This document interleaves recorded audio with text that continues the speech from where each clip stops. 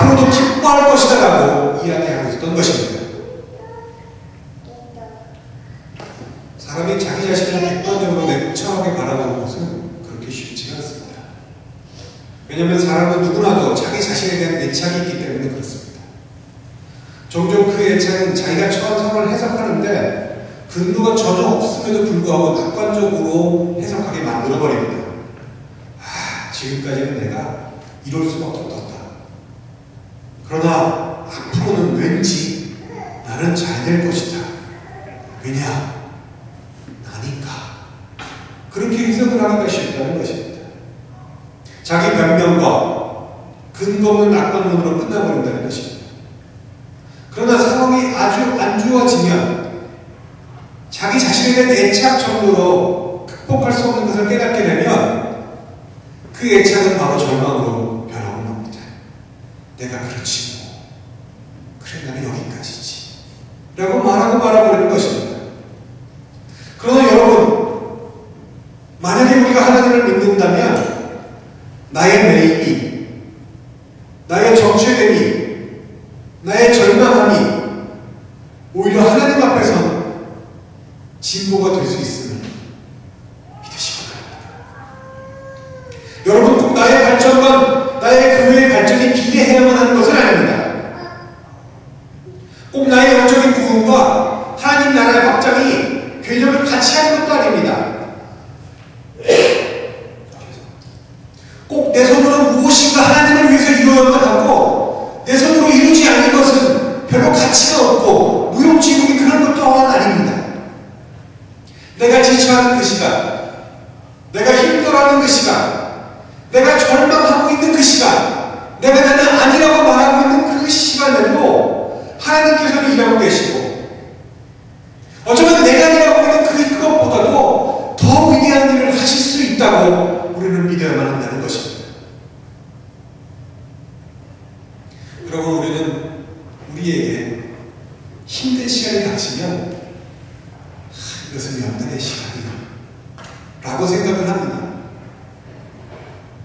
그러나 여러분, 나에게 힘든 시간이 나에게 연단의 시간이라는 그 해석도 사실은 내 자기 중심적인 그런 해석이라는 사실을 여러분 아십니까? 하나님의 시간, 하나님의 시각, 하나님의 관점으로 볼 때 내가 힘들어 있는 그 시간이 그냥 연단의 시간만이 아니라 하나님에게 위대한 진보의 시간일 수 있다는 사실입니다. 어느 하나님 일에 내가 빠졌다고 내가 버림받은 것이 전혀 아닙니다. 하나님께서는 우리에게 복음의 증인이 되라고 말씀하셨지 복음의 건설자나 복음에 참여하는 사람이 되라고 말씀하신 적은 없습니다. 여러분, 증인이 무엇입니까?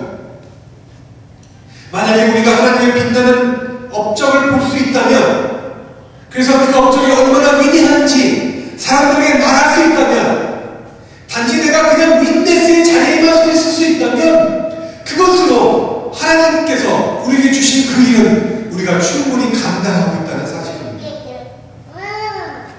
여러분, 사도 바울은 사소한 일에 목숨을 걸지 않았습니다. 그는 아주 넓고 크게 생각을 하였습니다. 멀리 보았습니다. 그는 정말로 중요한 자기 인생의 목표와 사명을 추구하는 사람이었기 때문에 그저 사소한 일로 내 마음이 상하는 그런 일을 피할 수가 있었습니다. 아주 객관적이고 냉철하게 아주 철저하게 자기 인생을 바라볼 수 있었지만 동시에 그는 영적으로 눈이 띄어서 하늘나라를 영적인 것들을 바라볼 수가 있었다는 것입니다. 여러분, 뭐 영적인 것이 남들 못 보는 천사와 마귀와 뭐 이런 것들을 과연 영적인지 아십니까? 그렇지 않습니다. 남들이 보지 못하는 관점, 나의 관점이 아닌 하나님의 관점으로 어떤 물건을 바라볼 수 있다면, 어떤 사건을 바라볼 수 있다면 그것은 바로 영적인 관점, 영적인 시야가 뜬 사람이 되는 것입니다. 그런 의미에서 사도 바울은 영적인 사람이었던 것입니다. 그런데 여러분,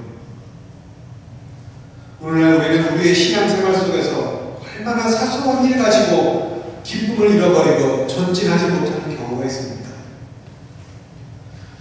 나의 교회에서 나의 체면이 서지 않는다고 우리는 기쁨을 잃어버립니다. 내 손으로 무엇인가 해나가야만 보람을 느낄 텐데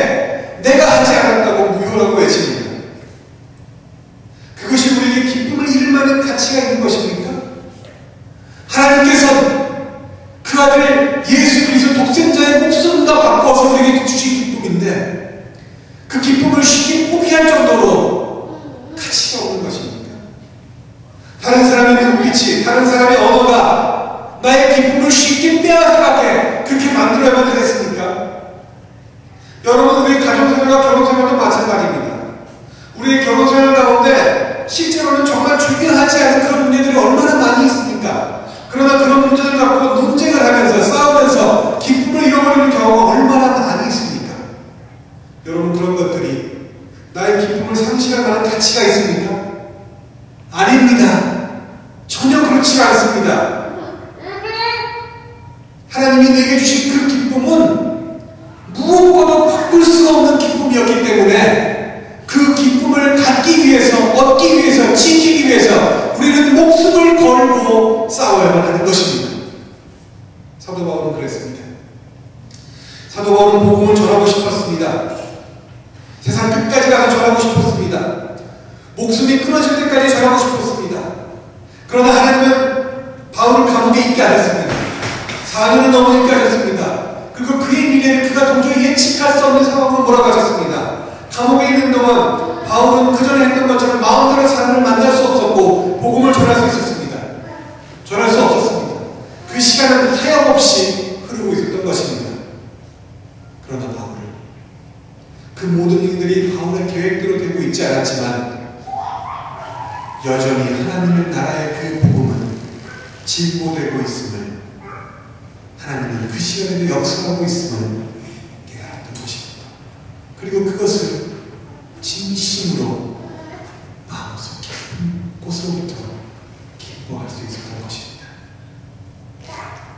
사도 바울은 가장 어려운 고난의 환경 속에서 가장 기쁘고 아름다운 하나님의 일을 감당하고 있었던 것입니다. 여러분, 바울은 매여 있었습니다. 그 손에 사슬을 차고 있었고 감옥에 있었고 4시간 간격으로 로마 군인들은 교대되면서 그를 지키고 있었습니다. 그러나 그 시간이 어쩌면 하나님께는 바울이 돌아다니면서 복음을 전파했을 때보다도 더 큰 복음의 진보가 일어나는 시간이었다는 사실입니다. 여러분, 이것은 우리도 마찬가지입니다. 우리 사랑하는 새롭게 성도 여러분, 저는 여러분들에게 영원히 뛰기를 원합니다. 영적인 시야를 가지시기 바랍니다. 그 시야적인 눈으로 자기를 바라보면 자기 영민에 빠질 수밖에 없습니다. 그러나 우리가 영원히 뛰면 하나님이 주시는 기쁨을 얻을 수가 있습니다. 바울이 그랬던 것처럼 나의 상황, 나의 환경, 나의 해석, 나의 영민과 상관이 없이 나를 도구로 사용하시며 복음이 진보되게 하는 위대한 일이 지금 이 시간에도 일어나고 있다는 그 사실을 여러분 믿으시기 바랍니다. 내가 당하고 있는 이 고난 중에도 하나님께서는 그 위대한 능력으로 말미암아 주님의 일을 이루고 있다는 사실을 보실 수 있기를 바랍니다. 그것이 여러분의 기쁨이 되기를 바랍니다. 그 기쁨을 다른 사람들에게 전할 수 있기를 바랍니다. 마지막으로 사도 바울이 한 다른 곳에서 한 성경 구절 한 것을 소개하고 오늘의 말씀을 마치려고 합니다. 로마서 8장 18절 말씀인데 이렇게 쓰겠습니다.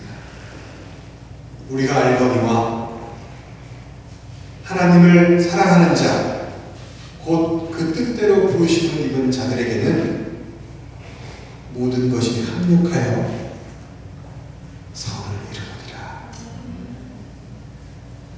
선이 되시는 여러분이 되시기를 간절히 바랍니다. 기도하겠습니다.